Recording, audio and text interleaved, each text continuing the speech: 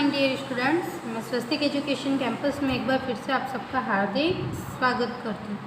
Dear students, आज हम standard 4 के अंदर हमारा सब्जेक्ट है इंग्लिश। हमारा सब्जेक्ट कौन सा है? इंग्लिश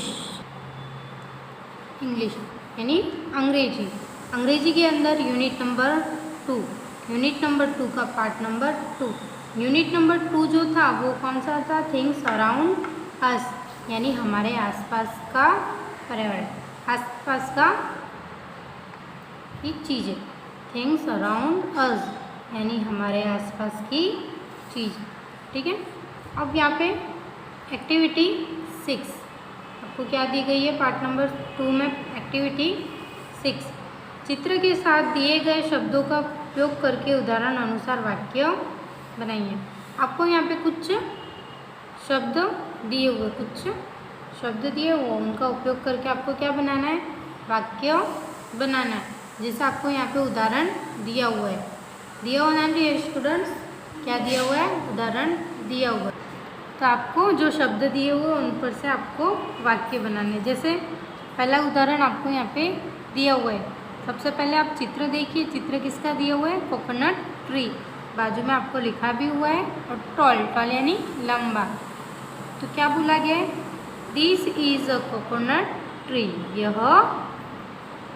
नारियल का पेड़ है। इट इज टॉल, ये लंबा है। देखिए इस तरह से इसमें वाक्य यहाँ पे बने हुए हैं। कोकोनट ट्री टॉल, तो this is a coconut tree, it is tall. ठीक है। उसके बाद आपको कप दिया हुआ है। क्या दिया हुआ है? कप। क्या लिखा है? Hot. This is a cup, तो हमारा सेंटेंस क्या बनेगा? दिस इज अ कप, यह कप है। इट इज हॉट, यानी ये गर्म है। ठीक है। उसके बाद आपको क्या दिया हुआ है? मैन और फेट। मैन और फेट लिखा हुआ है, तो क्या लिखेंगे? दिस इज अ मैन, यह आदमी है। इट इज फेट, ये मोटा है। ये कैसा है? मोटा है। उसके बाद आइसक्रीम कोल्ड, इसका चित्र दिया हुआ है। आइसक्रीम क्या बोला गया है? Cold. This is a ice cream, this is a ice cream, यानी यह आइसक्रीम है। इट इज कोल्ड, यानी ये ठंडी है। फिर दिस इज अ बैग, यह बैग है। इट इज हैवी, ये भारी है। कैसी है? भारी। फिर आपको किसका चित्र दिया गया है? नीम ट्री, यानी नीम का चित्र दिया गया है। नीम के पेड़ का चित्र दिया गया है। This is a Neem tree, यह नीम का पेड़ है। इट इज शॉर्ट, ये छोटा है। ठीक है। फिर आपको बॉक्स का चित्र दिया गया है। किसका चित्र दिया गया है? बॉक्स। तो box big, this is a box, it is big. This is a box, it is big. ठीक है। फिर उसके बाद आपको यहाँ पे क्या दिया हुआ है? किसका चित्र दिया गया है? पर्स का चित्र दिया गया है। यहाँ पे नीचे आपको किसका चित्र दिया गया है? पर्स। ठीक है। क्या लिखा हुआ है? Purse light, purse light. तो दिस इज अ पर्स, यह पर्स है। क्या है? पर्स है। इट इज लाइट, ये हल्का है। तो इस प्रकार से आपको क्या करना है? सबसे पहले चित्र देखने हैं, उसके बाद उसके शब्द देखने हैं और उनको वाक्य में लिखना है। ठीक है। पहला जो उदाहरण दिया था वो किसका दिया था? कोकोनट ट्री का दिया हुआ था। फिर दूसरा कप का, तीसरा मैन, चौथा आइसक्रीम, पांचवा बैग और छठा नीम, सातवां बॉक्स और आठवां पर्स। तो इस प्रकार से आपको क्या बनाना है? जिस तरह मैंने यहाँ पे वाक्य बनाए उस प्रकार से आपको भी वाक्य अपनी नोटबुक में लिखना है और स्वापोथी में भी लिखना है। अब हम आगे देखते हैं। एक्टिविटी 7 क्या दी हुई है? एक्टिविटी 7, द फ्रूट शॉप यानी फलों की दुकान।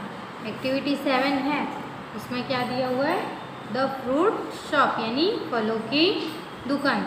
और आपको क्या बोला गया है, चित्र के साथ रेखा से संलग्न बॉक्स में व्यक्ति या वस्तु का नाम लिखिए। आपको यहाँ पे क्या करना है, चित्र के ऊपर एरो दिया हुआ है, चित्र के साथ रेखा मतलब रेखा खींची हुई है, वह किस पर है, व्यक्ति या वस्तु पर, उनके नाम आपको यहाँ पे लिखना है। सबसे पहला है, किस पे एरो दिया हुआ है, फ्रेश फ्रूट्स यानी ये क्या है, बोर्ड। ये क्या है dear students, board, sign board. क्या है, साइन बोर्ड। फ्रेश फ्रूट्स, तो हम यहाँ पे क्या लिखेंगे, बोर्ड लिखेंगे। क्या लिखेंगे, बोर्ड। उसके बाद दूसरा एरो कहाँ पे दिया हुआ है, मगन भाई के शर्ट पर। कहाँ पे दिया हुआ है, ये जो इंसान है इनके शर्ट पर, तो हम क्या लिखेंगे, शर्ट। तीसरा क्या दिया हुआ है, किस पे एरो दिया हुआ है, कैप।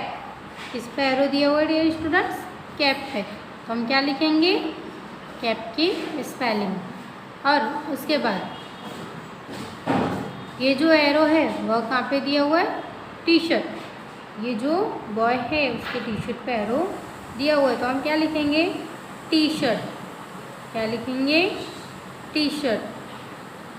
फिर क्या दिया हुआ है, किस पे एरो दिया हुआ है, बैग पर। किस पे दिया हुआ है, बैग। हम इसमें इस बॉक्स में क्या लिखेंगे, बैग। ठीक है। अब आगे एक्टिविटी 8। अब आगे आपको क्या करना है, एक्टिविटी 8 देखनी है। उसमें क्या लिखा हुआ है, निम्न वाक्यों को अंग्रेजी में अनुवाद कीजिए। आपको यहाँ पे कुछ वाक्य दिए हुए हैं, उनका क्या करना है, आपको अंग्रेजी में अनुवाद करना है। क्या करना है, अंग्रेजी में अनुवाद करना है। ओके।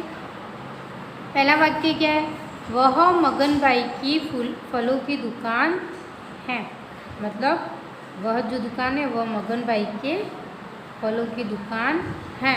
तो इसको हम इंग्लिश में ट्रांसलेट कैसे करेंगे, दैट इज़ मगन भाई फ्रूट शॉप।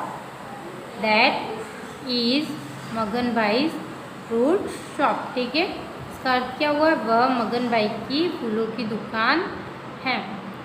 उसके बाद दूसरा सेंटेंस है, साइन बोर्ड लाल व नीला है। जो साइन बोर्ड है वह लाल और नीला है। तो हमारा सेंटेंस क्या बनेगा, sign board is red and blue. Sign board is red and blue, मतलब साइन बोर्ड लाल व नीला है। फिर उसके बाद आपको यहाँ पे तीसरा वाक्य क्या दिया हुआ है, सलीम के हाथ में बास्केट है। सलीम जो है उसके हाथ में क्या है, बास्केट है। तो इसको हम अंग्रेजी में ट्रांसलेट कैसे करेंगे, तो Salim has a basket in his hand. Salim has a basket in his hand. अब सलीम के हाथ में बास्केट है। फिर यहाँ पे चौथा है, वह क्या दिया हुआ है, मगन भाई की शर्ट गुलाबी है। मगन भाई जो है उनकी शर्ट कैसी है, गुलाबी है। तो हमारा जो अंग्रेजी में ट्रांसलेट करेंगे तो किस प्रकार से बनेगा, मगन भाई शर्ट इज़ पिंक। मगन भाई शर्ट इज़ पिंक, मतलब मगन भाई की शर्ट गुलाबी है। ठीक है। तो पहला हमारा क्या था, वह मगन भाई की फलों की दुकान है। दैट इज़ मगन भाई फ्रूट शॉप। फिर दूसरा, साइन बोर्ड लाल व नीला है। तो sign board is red and blue. Salim के हाथ में बास्केट है। Salim has a basket in his hand. Magan भाई की शर्ट गुलाबी है।